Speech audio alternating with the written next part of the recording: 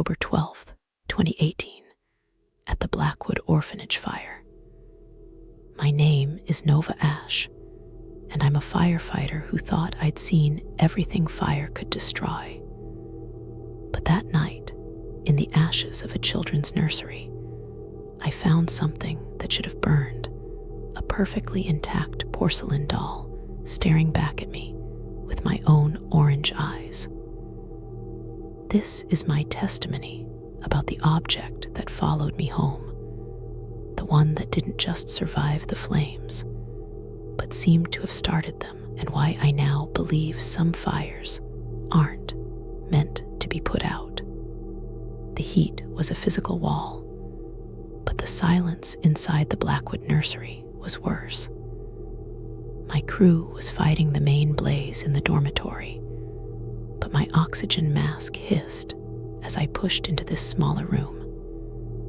Through the smoke, my flashlight beam caught it, a single porcelain doll sitting upright on a charred rocking chair, untouched amidst the carnage. Its dress was pristine white, its face smudged with what looked like soot, but not a single hair on its head was singed. My own short, burnt black hair felt heavy with sweat and ash as I reached for it. My orange eyes reflected in its glassy stare from the flickering emergency bulb above.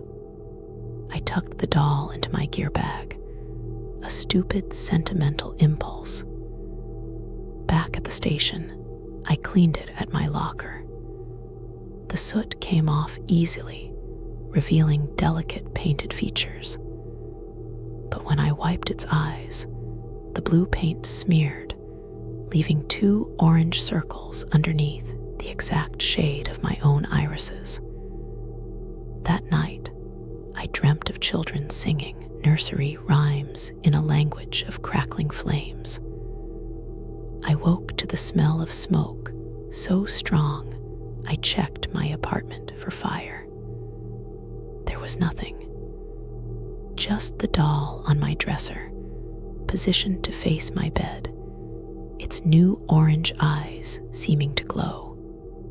The calls started coming, small, contained fires in my neighborhood. A trash can, a mailbox, always when I was nearby. My lieutenant pulled me aside, asking if the stress was getting to me. But I knew.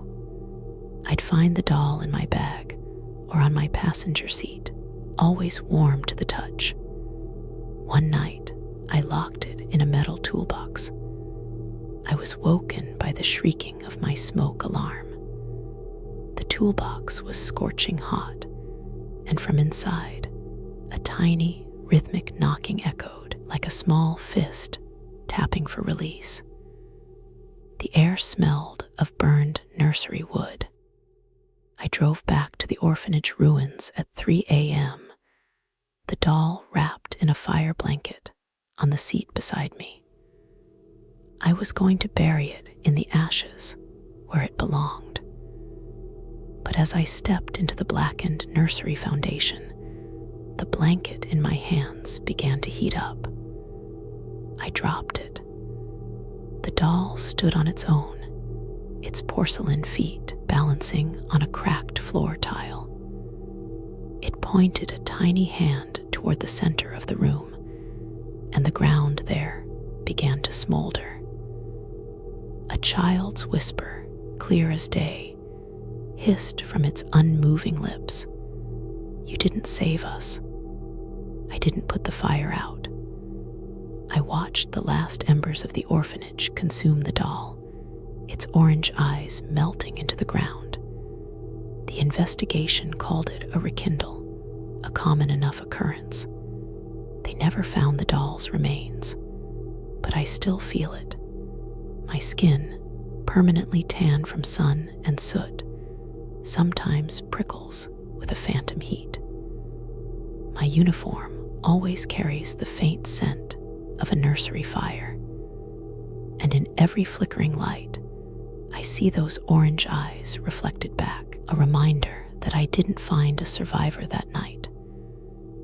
I took took a prisoner, and some curses don't burn. They just wait for the right firefighter to set them free. Subscribe for more stories.